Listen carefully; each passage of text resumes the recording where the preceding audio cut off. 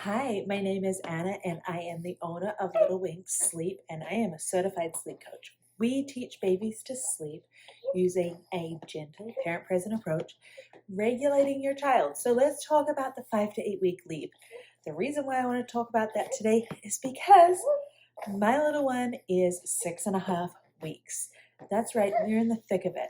Your baby is 5 to 8 weeks old, and you're wondering, why on earth are they so fussy? You can kind of probably hear her getting a bit grumpy here and there. And so I wanted to take a minute and talk about the 5 to 8 week leap. This is when we're in the thick of it. Mom's hormones are starting to regulate some. There might be some mood swings. The sleep deprivation is for sure kicking in, and it is getting harder.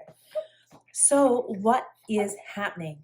During this time period between 5 and 8 weeks, it is very normal for babies to become more fussy. The reason being is that they have a change in their brain. Their brain is not the same.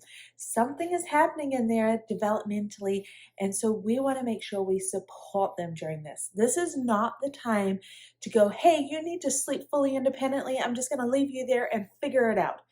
No. They do not have the ability because they are busy learning and connecting different synapses in the brain. So with this big leap, it feels like a long one because it's 3 weeks. What is it going to look like? It's going to look like a lot of this. A lot of fourth trimester where they feel like they really need to be close to you, where they really feel like they need to have a lot of support. You're going to see micro naps. So that is like even 30-second to 5-minute naps. You're also going to see short naps and some long naps. You're aiming to have like at least 2 good long naps in the day. And then otherwise you might see that they go nap on and off. They may fall asleep feeding, or they need a soother. They're often going to need a lot of regulation. And so that's where we use our close method, which you can also find in the show notes here. You can find the other video on how to do that. But the sucking, that nerve, it's called the vagus nerve, is at the front of the mouth, and it starts to move back. Sucking is involuntary until about 12 weeks, and so they're using that to regulate. What you're also going to see is a really big, long, extended awake time. We're going to see that even though they really should have awake times around about 45 to 60 minutes, they're going to do one that is really long at about like 2 to 3 hours. And you probably are going to be like, oh my goodness, this is crazy. However, it is totally normal as long as they're not all like that. This is also where their body clock is still mimicking what biological mom's body clock was doing. So start moving that bedtime forward a little. We cover all of this in our newborn foundations course called Nurturing Newborn Sleep. You can check that out, or I've got a newborn free class too. I'll put the link in the notes.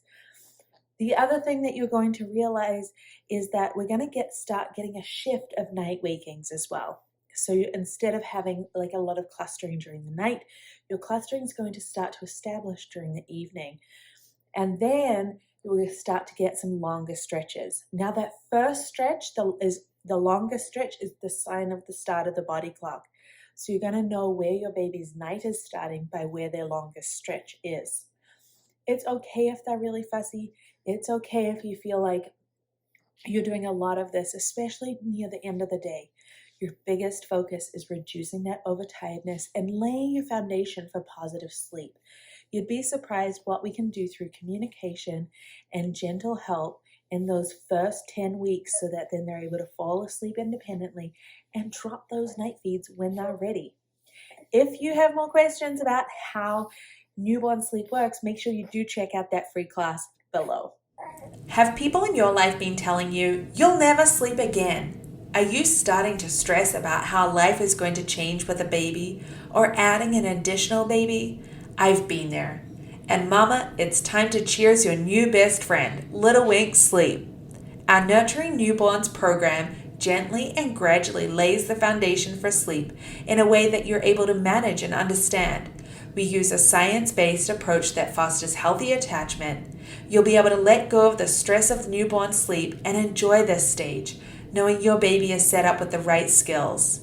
Nurturing Newborn Sleep includes all our insider coaching strategies, taking you step by step, troubleshooting along the way, as well as